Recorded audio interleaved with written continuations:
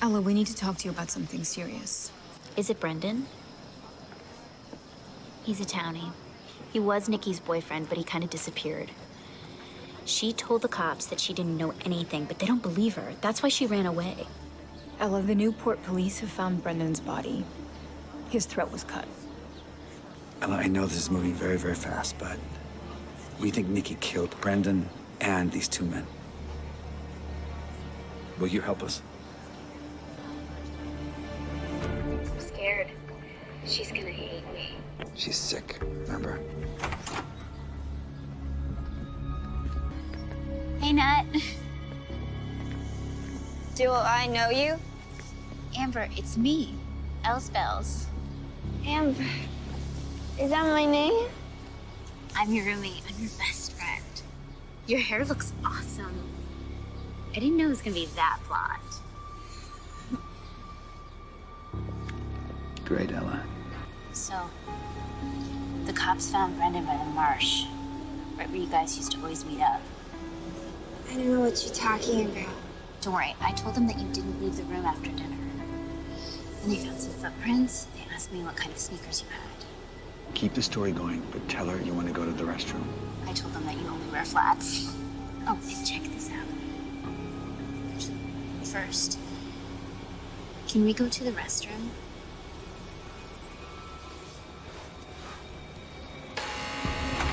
If you can't remember Ella, how do you know she uses a wheelchair?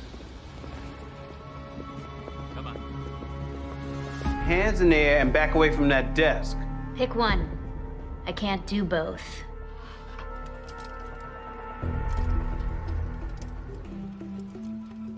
Did you kill Mike Greco? He was shot upstairs in the warehouse. Did you see wheelchair access to the second floor? We saw the video of you arguing with Mr. Greco before he was killed. I told him he was dead to me if he quit. Why would I kill the best partner I've ever had? Why would he want to quit? He was scared. A guy named Paul Mason came to my gallery last month, offering me $50,000 for some of my work. He wanted to buy counterfeit cash. He wanted to buy my plates so that he could print his own. Mike got killed protecting my plates. You find my plates and you'll find the guy who killed Mike. So who does that when Jane's not here? The manager. Matt's the co-EP, so it mostly falls to him. So this be a kind of promotion for you. Jane been away. Can I ask a question? Have you called the landfills? I learned this on my last job. When a kid goes missing, you call the landfills in case they've been thrown away like trash. I could never shake that detail. We traced the message. It was sent from the writer's room server. So we need you to turn over your laptops. Oh, wait. I can't give you my laptop. I need it to work. We just need to search your hard drives, recover any deleted materials. Don't you need warrants for that? If we have to. This woman is amazing. She is breathtaking. Has been the star on the Glee project. She's reoccurred on shows like 10 Days in the Valley, guest starred on Lethal Weapon, and she has, as it said in her website, soloed at the Kennedy Center in Washington, D.C., New York's Town Hall, Lincoln Center for the Performing Arts, and Carnegie Hall. She is the first actress in a wheelchair to appear on Broadway when she originated, that's easy for me to say, originated the role of Anna in Deaf West's acclaim Spring Awakening. And she is the first wheelchair-using performer to win a Tony Award. Featured actress in a musical, Oklahoma, Ali Stroker. Ali Thank Stroker. Hello, thank you. Oh my God. Hello, how are you? Thank you for coming. Oh my God, you are like, you're constantly doing stuff. Thank you. I'm really glad to be here, and I'm so excited about this conversation. This time has been so weird and crazy, and so it's so nice to connect with people. Yeah. Yeah. And I have to say, at Performing Arts Studio West, we, when you won the award, we showed it over and over again. And we have 100 students, and they were, I mean, clapping and crying, and just you lifted everyone up. Thank you. Thank you. It was a magical moment. Well, it sure was. And for everyone, for everyone. Thank you. We have today a special co-host, a dear friend of both of ours, who is coming on right now, Mr. Tobias Forrest. As I say, Toby Forrest. Either way, he likes them both. Hello, Mr. Forrest. I'm here. I'm here. I'm here. Hi! It's time to party. Yay! What's up? How you doing? Oh my God, you guys are both beautiful. Amazing. I love your glasses. Oh, thank you. I went to get my license renewed during the pandemic, Oh no. and you have to get your eyes checked. And I've always had 20/20 vision, so I went to the eye exam and I was like, "Oh yeah, I have 20/20 vision, so not to worry." And she like put up, the cards, and you like have to, and I was like, "Oh, I can't see any of that." And she was like, "Oh, okay. And how about this? And how about this?" Anyway, cut to now I have glasses. Well, good. They look good on you. So Thank you. that's very fortunate. Thank- And at least you know how to see things that probably you were missing maybe before. Yeah, all right. Well, yeah, I know. I was surprised that I even had to go get them checked. It's like something you do as a kid. Yeah. How long have the two of you known each other? A long time.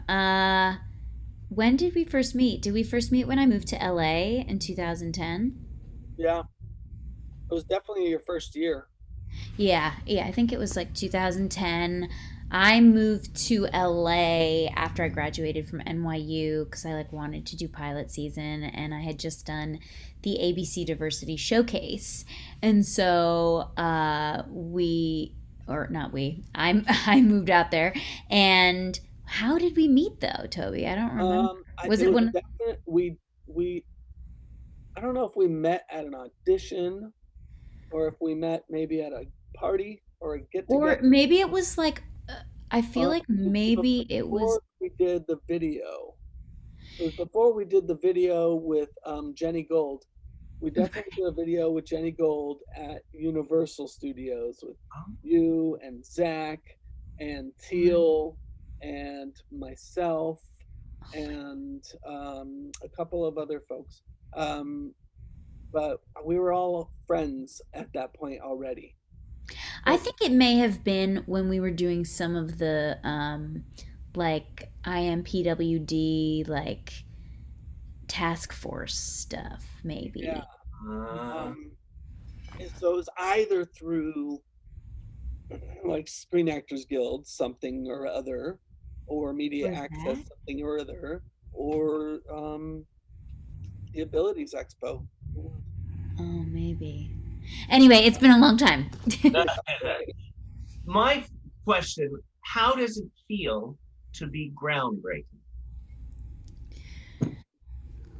Yeah, you break the ground. Groundbreaking. It feels good.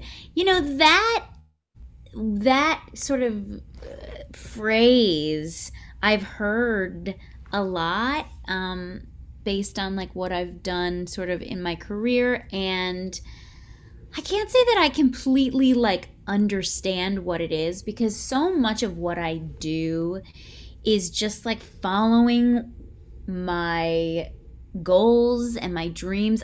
While I'm doing it, I'm not aware or thinking about the fact that I'm doing it for the first time. Like it's just something that I want. Therefore, I have been given the tools and the skill set and the confidence and the motivation to go after it, right? And so to be groundbreaking is it's cool, but it's something that I don't think about it's just something that somebody calls me. So it's, you know, I kind of identify with it, but kind of not. Right. You just see it as like different levels of sort of the same stage. You know, it's like you've always just wanted to be on stage, and whether that is the small stage that you started on or the big stage that you most recently were on, they're all in a sense similar.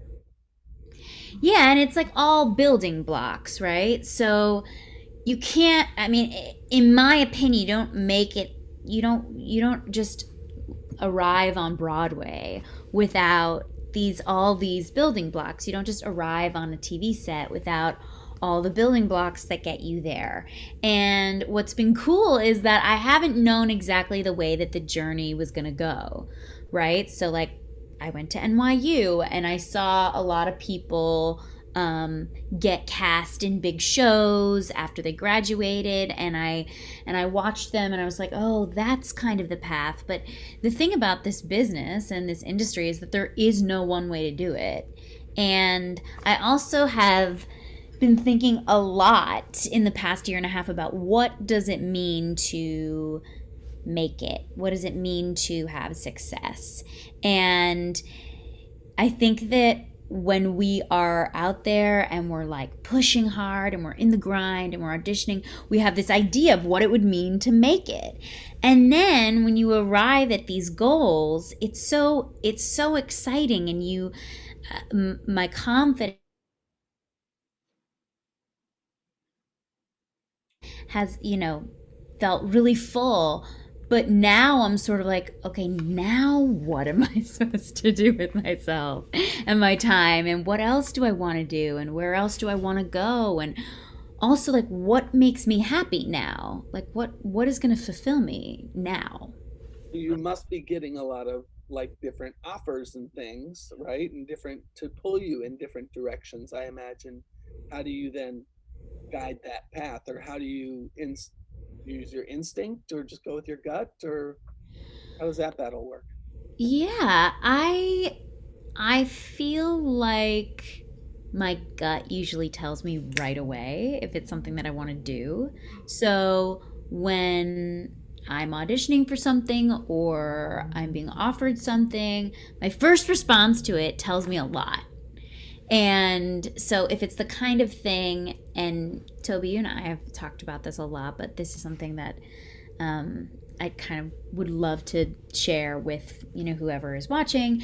You know, when I am an actress who uses a wheelchair, and when you are offered a role to play a disabled character, sometimes I hesitate based on the way that it's written, because I have a really strong opinion about the narratives that I believe we need in the world. And so if it is a role that is disability specific, I am a little bit more discerning about the script and the way that the role is written, because I do feel a responsibility in my position at this point to put narratives out there that I think are helpful. It's also sometimes a little bit tricky because you wear this hat as an activist and an advocate, but you also just want to be able to wear the actor and the artist hat. And it's important for me to distinguish which one I'm wearing and when, because it can become confusing about whether or not I am making a decision based on just what I want as an actor and based on what I think is important as an advocate and as an activist. So that's sort of another piece of that. Now, have you always listened to your gut, or were there a few times when you didn't and you said, okay, no more of that, I'm always listening? Yes, I have not. So when I was first auditioning and first working, my ambition and my desire to just want to work sometimes was like it pointed me, and I was just like, yes, I'll do that, without really looking at like, what am I doing? And because I thought that And I don't know if, well, I think a lot of actors feel this way, that sometimes in the beginning you feel like you just have to say yes. Like you just have to get the momentum going. So hungry, you'll take whatever food they throw at you. Yeah, but I'm not like super regretful about anything that I've done, but there's been a few moments that I was on sets and I was like, what am I doing here again? Why am I doing this? And that feeling of like, here's another like red flag for me.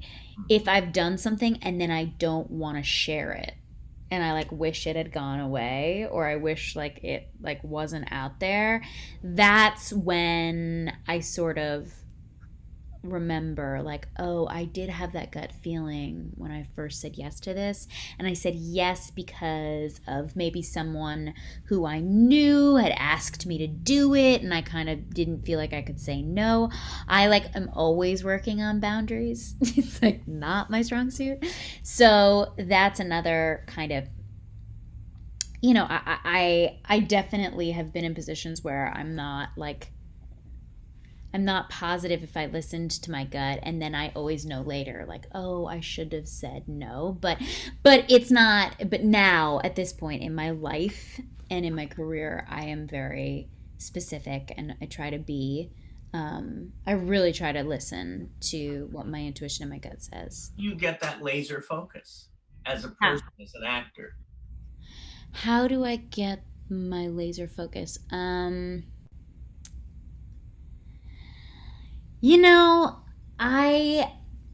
think I've always felt like who I am and my chair is sort of this amazing filter because I'm really specific and I'm not for everyone.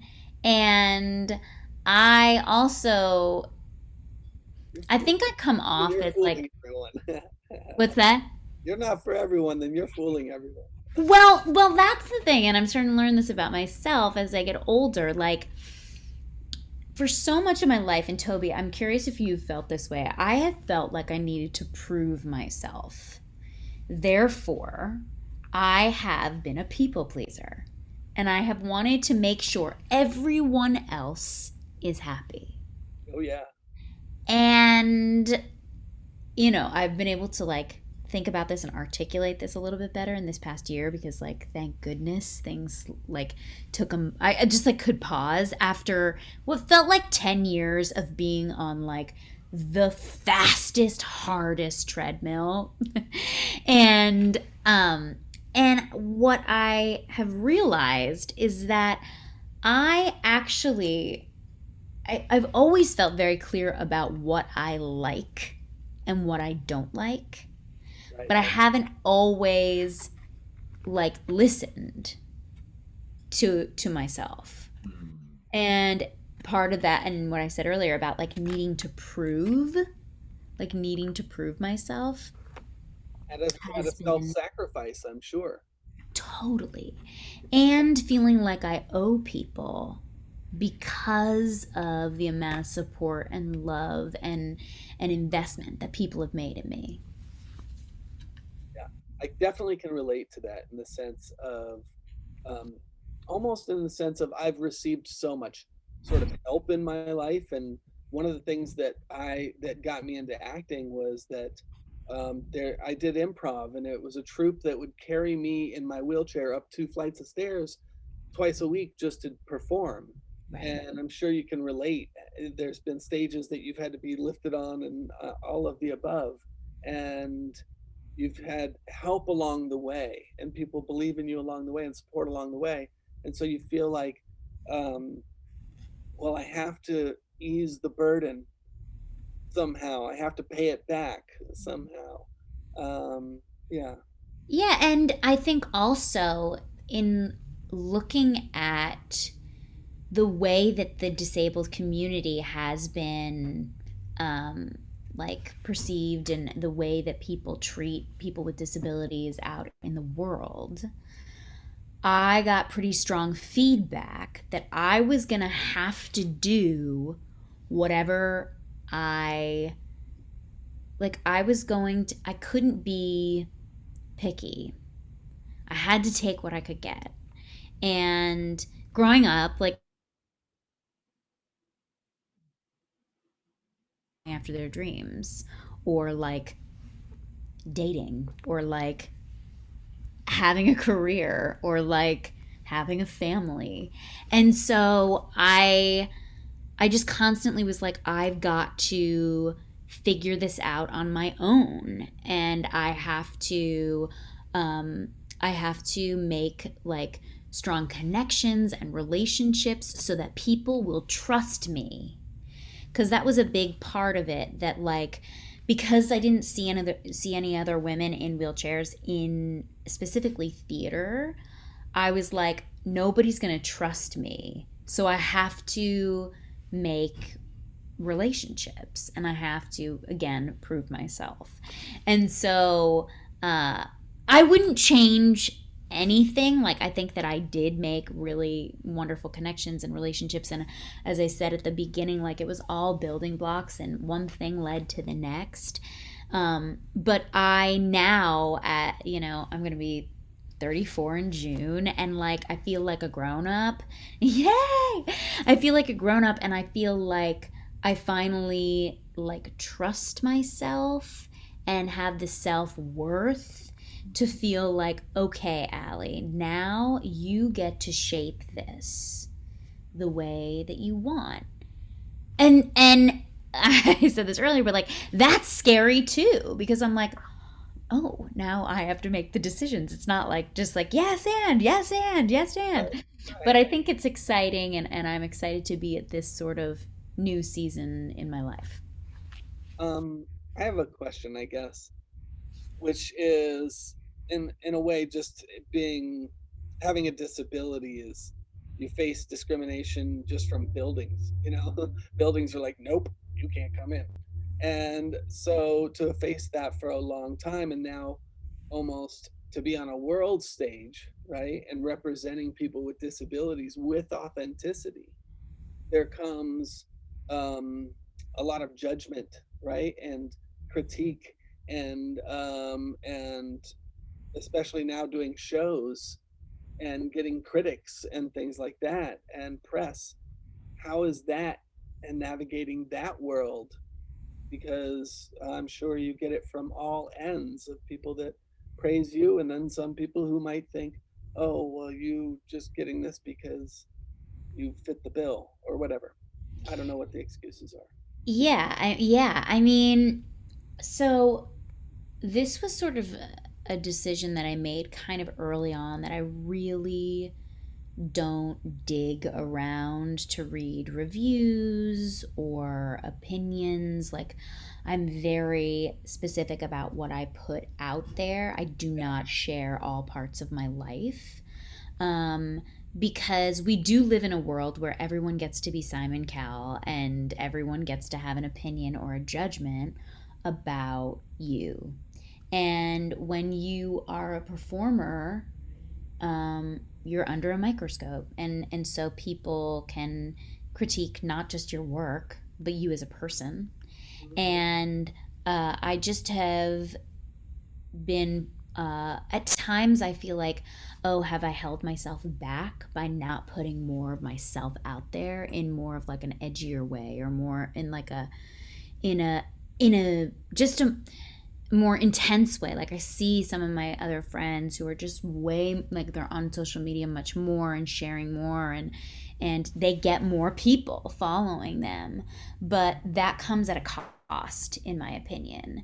And something that I learned after I won the Tony was that somebody in a wheelchair cannot like take privacy when they want, because their disability is so visible that again, the boundaries are weird. Like, people would come up to me at any moment and congratulate me, which was so kind and like so amazing. But there were moments when I was like, I was living in New York City, and so like I couldn't really get like a minute for myself, and I so badly needed it. I like needed to refill my bucket, and I just was not being given the time, and I felt a real responsibility to be this public person all the time.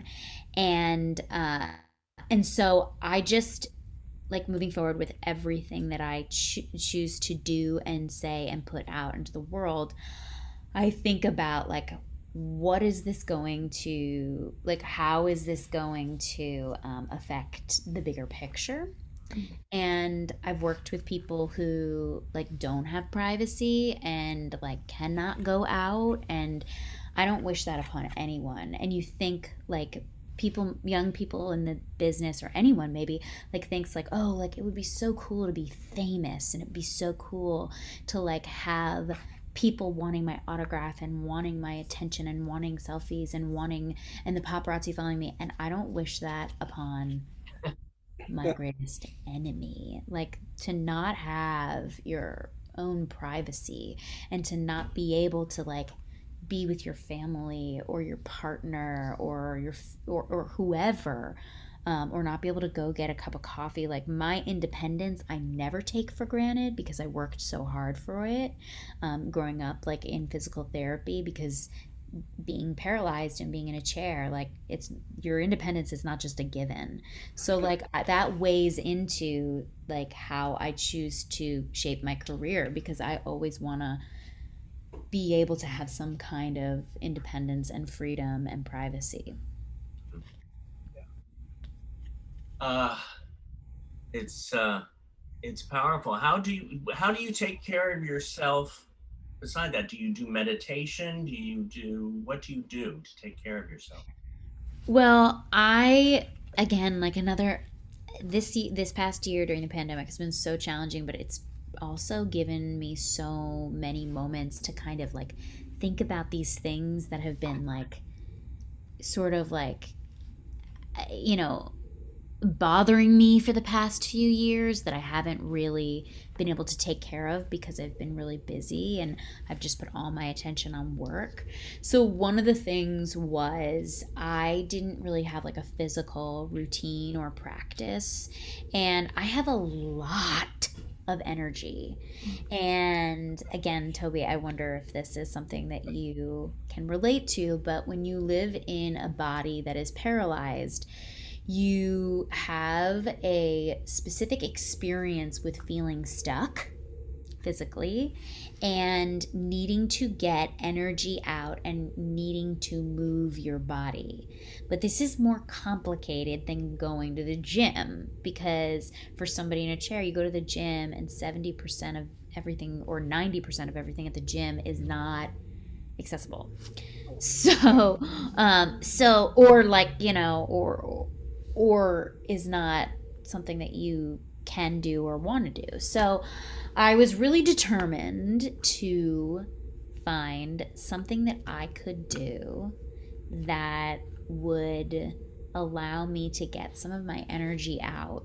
And so I started this thing last spring where I was going to push a marathon in 2 weeks, which meant that I had to push about 2 miles a day. And I was living on Cape Cod with my fiance, and we were like, quarantining because New York City was just in a really bad place. And so I started to do this every morning, and I started to get into, like, I texted some friends, like, do you have any podcasts that are really great? And I started to move, and I started to, like, physically, like, push. And it began to sort of change my entire day, because I felt so good when I got home, and I was sleeping better, and my anxiety and my frustration, like, all of that felt, like, manageable. And so now I try to do 5 to 6 days a week of either going out for a push, or I found a trainer who's in a wheelchair who I train with over Zoom. And I just have to move my body almost every day. Like, I try to give myself break days, but I have to be moving, and I the other part of it that's really important for me is that I have to be doing the moving. So, like, like, I did PT for like 10, 15 years, but somebody else was moving my body. And that kind of built up other kinds of frustration because it was like, I want to be doing this. So, so anyway, this physical practice. And then I've been trying to read every day, which is sort of my version of meditation. And it's like this really calming activity for me that allows me to also activate my imagination, which I have always had a really, really bright and really, I think, strong imagination. But I have felt like over the past 10 years, these screens have kind of like dampened that, like it's like made my imagination like duller. And so reading like all kinds of books has like really activated my imagination. What'd you say? Sharpening that tool, huh? Yeah, and I just I also love the idea that it's just one activity.